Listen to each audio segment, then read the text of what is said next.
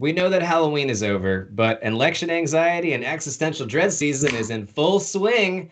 So we know that you need some pants pissingly, surprisingly terrifying things to keep you distracted. And we've got the what's better distraction than horror movie games? Yeah. So tonight's top Zen is a spooky season classic, top 10 scariest horror movie games. So let's get right into it. Number 10 on the list is one that you probably wouldn't classify as a horror film, but look at the aesthetic. Fallout 3 is number 10 on our countdown. Jake, tell us a little bit why Fallout 3 makes it on our countdown. Yeah, you're probably wondering, what? Fallout isn't scary, but then you probably haven't played it alone. Yes, most versions of post-apocalyptic futures tend to be pretty horrifying. Skeletons holding hands on their deathbeds, grotesque mutants who stalk you in the dark, and a lack of resources. There's plenty of traditional horror in Fallout 3. Yet, a few of those traditional elements would be as effective if it wasn't for the untraditional way that Bethesda delivers them. Fallout 3 is a game that lets you get into trouble. You explore the capital wasteland at your own peril, and that freedom of exploration usually results in some nightmarish creation that you are usually not prepared to properly deal with. But remember, do you remember your first encounter with a Deathclaw? Like that, it was just, shockingly terrifying in its own right. The way that Fallout 3 creates a general level of tension and fear is impressive. But what separates the game from most of those are the moments where you stumble into the darkest depths and encounter its true horrors. There are a ton of spooky spots that I don't want to spoil for you, but you should totally check it out. Like we mentioned, skeletons holding hands on their deathbeds and kind of the grotesque mutants. You can find some really sneakily scary little things in the nooks and crannies of this game. There's even a complete maze that's totally I believe the theory is that it was created by a serial killer. And so you should definitely Google and check out these locations if you haven't. And also, Deathclaws alone, come on, they're terrifying. Yeah.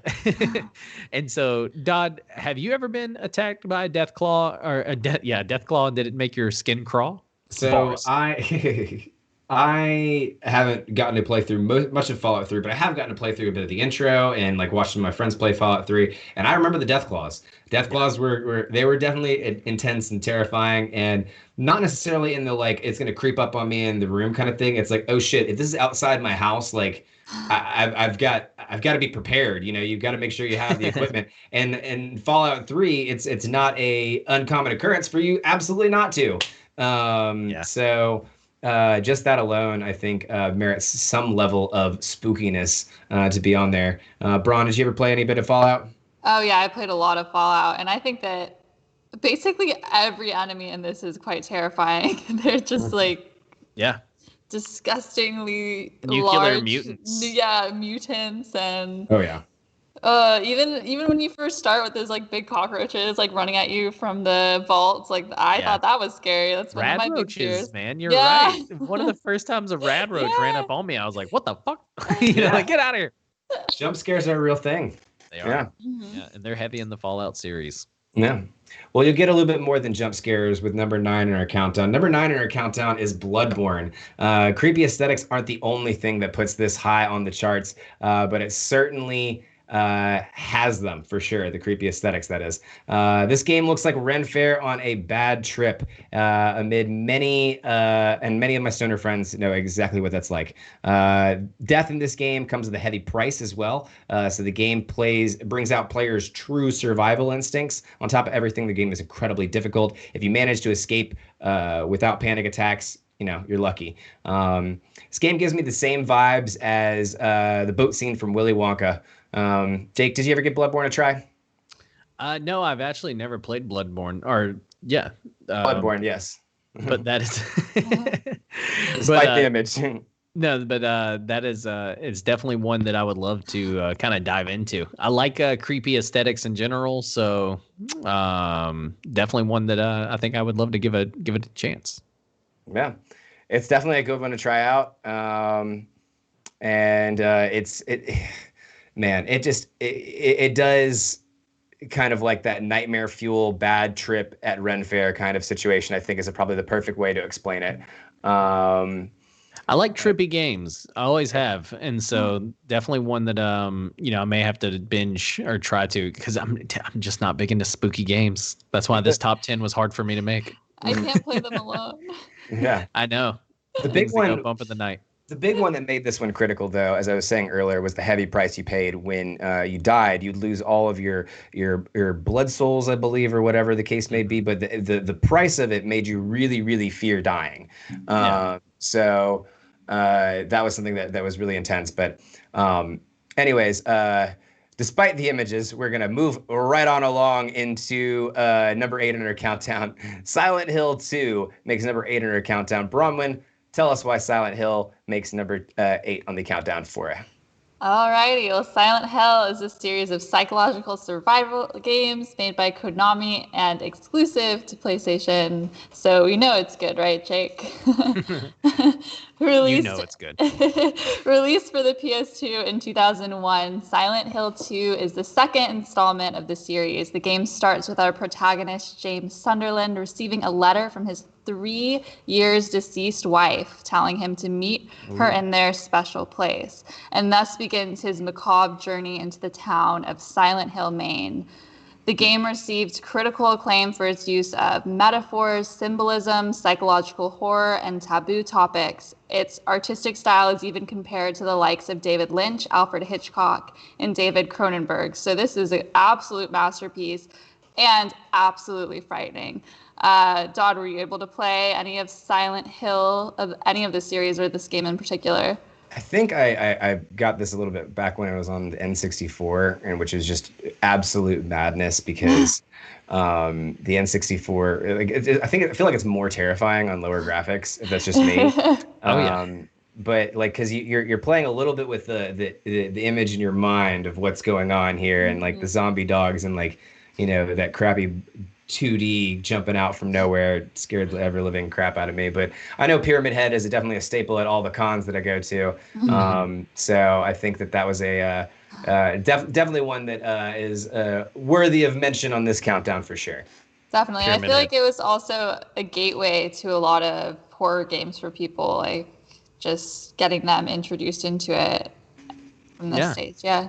No, and it was one of those that I think it had a semi shitty movie, but not it wasn't like completely shitty, right? Like I remember Silent Hill the movie being one of those that's like not too bad, but that could just be me. That could have just been because it scared me as a kid. Night. Yeah, I almost had that as my Halloween movie. It was on my list.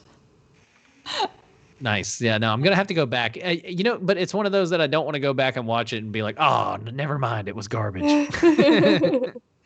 Because I still remember it as being a pretty scary movie. So. Yeah, it was absolutely terrifying.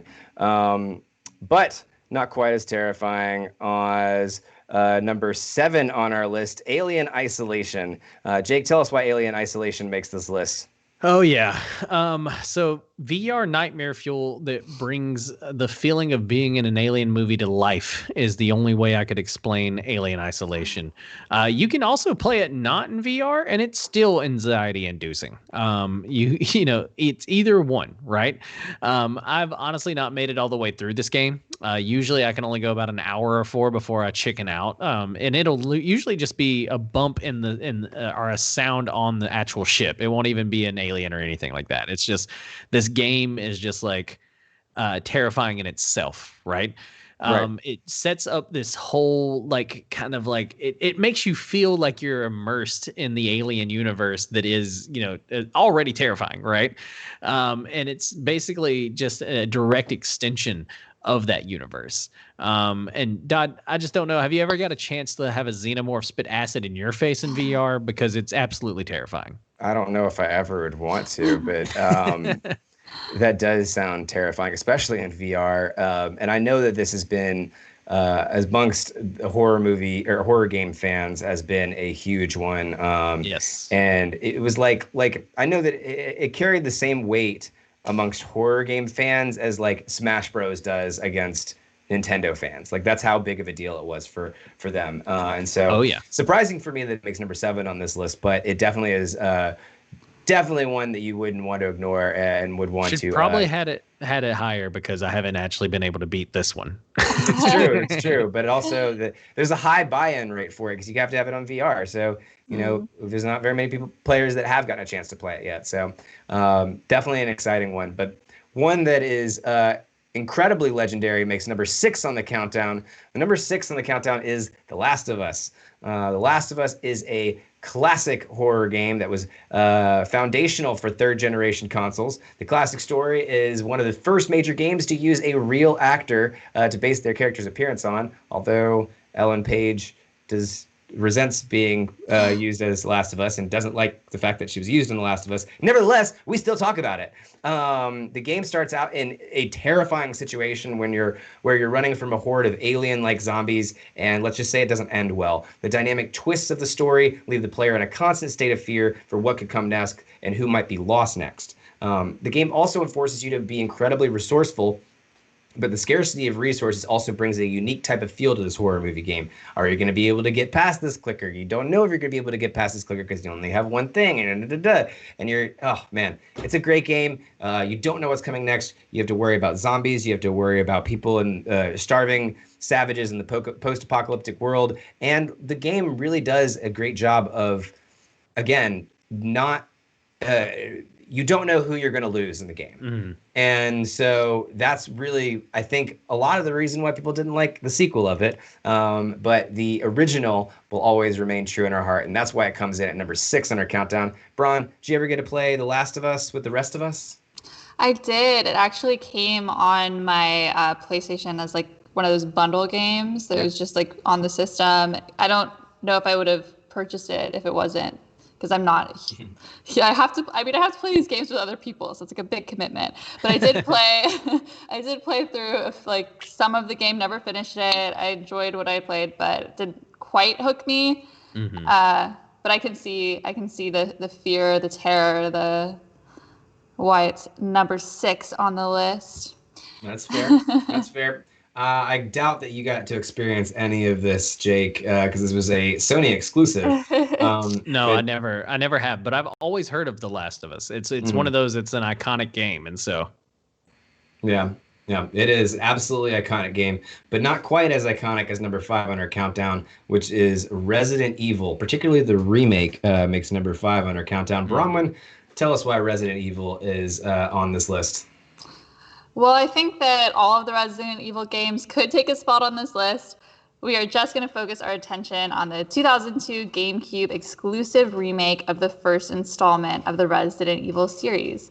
This partnership of Nintendo and Capcom reinvigorated the 1996 PlayStation game with newer graphics, game dynamics, revised script, and expansion of the explorable areas. The story starts as a team goes to investigate a series of mysterious murders outside of Raccoon City, and this mission goes awry. Reinforcements are sent in, and the majority of those reinforcements are ravaged by killer dogs, leaving your player, either Chris Redfield or Jill Valentine, to seek refuge in a nearby mansion. A mansion where untold horrors lie behind every door. What's more frightening than rabid zombies? What's more frightening, the rabid zombies or the corrupt forces of the Umbrella Corporation as you explore? So this is a game that I have not played, but I have seen every second of it because it was one of those that I would watch my brother play and be so scared the whole time. Oh my goodness. And then occasionally I would try to play it and I could just never, all the zombies coming after me, no. But I still love this game. I love the story. Yeah. I mean, the story alone has been honestly a failed movie franchise, but it's been a movie franchise nonetheless. It's getting rebooted, so that shows you how much the story holds on its own, in my opinion. You got any feels on Resident Evil, Jake? Oh yeah, no, I've played Resident Evil. I think for maybe a total of 5 minutes, and then was like, okay, fuck this, I'm out. That was my feelings on Resident Evil. I know it's a very iconic game because obviously it spawned a film franchise that will ever be remembered in cinema as a mix of badass, cool, terrible, action-packed. Why won't you die? Yes, you're back though. What? Kind of like the Resident Evil movies are like the McRib. it's obviously coming back for a reason. But I don't really know why.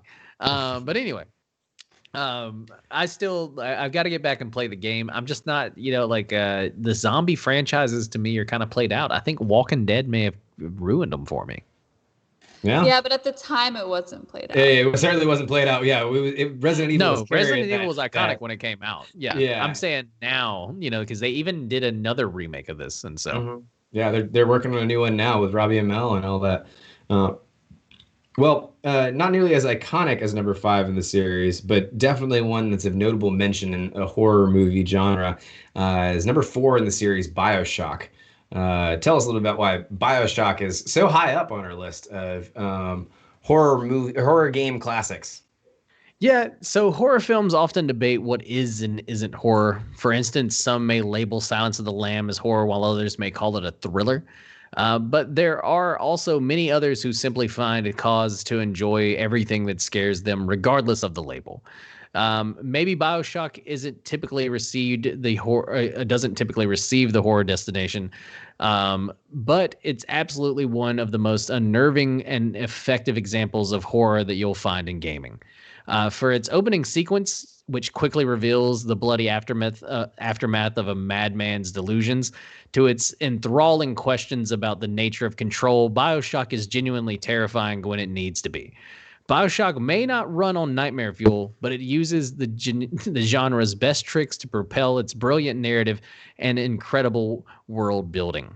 A well-timed Big Daddy jump scare will have you needing a change of shorts, and Little Sisters are nightmare fuel in themselves to me. And I don't know if you ever saw or heard of the Weeping Angel, kind of like it was it was a little Easter egg where if you turned your back on angels and they kept turning around, it was from another game that the creators have found before. Wait, but it was that's from Doctor Who though. No, exactly, and the creators put it in there as a nod to Doctor Who. I had never seen the Doctor Who nod in there. That's what I was so confused about when you said something about Weeping Angels. But I'm a huge BioShock fan.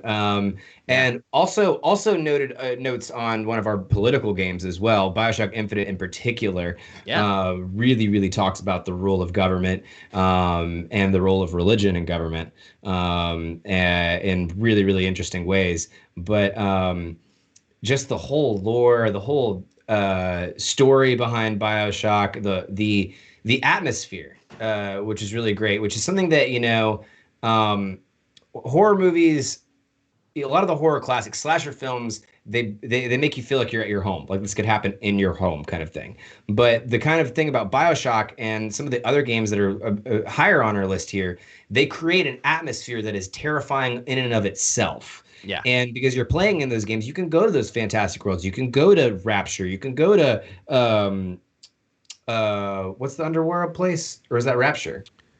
Fuck. Now it's gonna bother me. You can go to any of these horrific destinations and experience all of these things. And I think BioShock did a great way of bringing that there. Were you a big BioShock fan, Bronwyn? Not so much. I saw the cover of that game, or which one was it? With that like big creature with Big the Daddy. sort of like Big scuba Daddy. thing, and it just freaked me out. Well, there you go. It was I was pretty like, effective I don't want to be in this. Got him. Yeah. Well, I know that number 3 on this list personally terrified me just a little bit more than BioShock, so I feel like it's a pretty fitting one to put on here. But number 3 in the countdown is Dead Space. We had a little preview of it earlier, but we're for real putting it on the countdown now. Dead Space is an absolute classic when it comes to horror games. Nothing brings out the realistic terror of space than space zombies. And to top it off, throw in some telekinetic abilities that allow you to rip off your foe's limbs and impale them with them, and you have an IP worthy of a trilogy of games, and that's exactly what they did with it. Dead Space brings a uniquely terrifying environment and then adds to it. Bodies floating in space are much more terrifying when they can suddenly reanimate and just with razor sharp limbs and attempt to puncture your spacesuit. In later versions, you can even co-op and more. Bronwyn, did you ever nervously stumble down a dark spaceship corridor in Dead Space, or are your pants still dry? Still dry. Yeah. I haven't heard of this game, so. You gotta check out Dead Space. You gotta check out Dead Space. Yeah, Dead Space. Jake, got to play it. I've Yeah. played it before. It's utterly terrifying. Yeah. The fact that you start off with just like like the little like a little welding gun essentially, and it's like I have a welding gun to defend me against space zombies. Like, and no one hears you scream in space. Space is already terrifying as fuck to me. Like, I can't handle it. And so, yeah, no, I've played this game before, and it is utterly terrifying. Yeah, I love Dead Space. It was probably one of my favorite horror games to ever play. But like, I knew that I had to play that game with the lights on. Yes. Just how that situation was. Number two is a game that also a lot of people have to play with the lights on, though. Five Nights at Freddy's makes number two at our countdown. Tell us a little bit about Five Nights at Freddy's, Brahman. Five Nights at Freddy's is an indie point-and-click survival game developed by Scott Cawthorn. The goal is to survive 5 nights at Freddy Fazbear's Pizza while avoiding getting caught and stuffed into a mascot costume. You can't get caught by the animatronic characters, and you track their every movement on these security cameras. The game's success has launched a massive franchise and many, many memes. I was too scared to ever take the night shift at Freddy Fazbear's Pizza. What about you guys? I've seen it all over Hot Topic, and I know that it definitely gets the praise that it needs. But I think this is a horror movie classic that I need to try to crack down on one Halloween. But I know that I know it from its reputation. I'll put it that way. Same with me.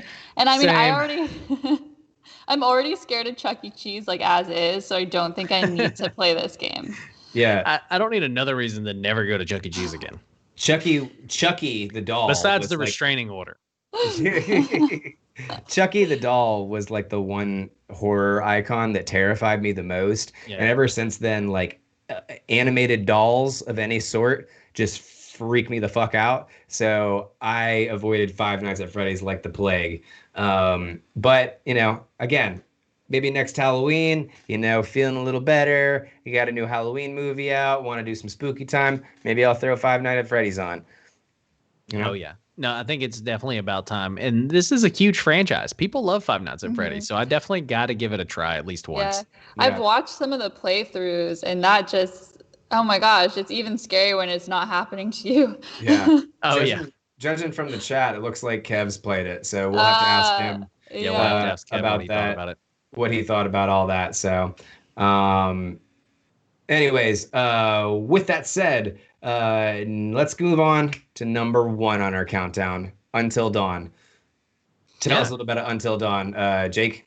So number one on our countdown, Until Dawn. The thrill of an 80s slasher film was rarely about the story, the message, or any other traditional cinematic virtues.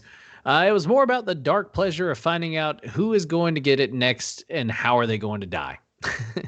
Until Dawn takes that thrill and mixes it in with the interactivity that you can only find in a video game. In this game, your choices can directly or indirectly affect whether a character lives or dies. You know how horror fans sometimes shout at the movie screen to warn characters to run or turn around or not to go in there. Well, now you get to just see how far that advice would really have taken those characters. Of course, the novelty of that mechanic sometimes results in people forgetting just how scary the game is. Granted, most of the horror revolves around jump scares, but the way that Until Dawn is able to consistently make us jump out of our seats through an escalating series of terrifying moments showcases not only the developers' love for the slasher genre, but also its understanding that a jump scare is only as good as the feeling of dread right before it. Until Dawn is the 80s slasher film that gamers spent decades asking for, but it's also more than that. It's a game that manages to turn quick scares into lasting nightmares that are fun to share with friends, and it sometimes really makes for some of the most memorable hits, and really brings the 80s back to life for us. So it's one of those games where, if you haven't played it, it's a ton of fun. You play it online. There's also a game like Jason that's similar to it, but Until Dawn is one that I definitely suggest you play this Halloween season. For sure.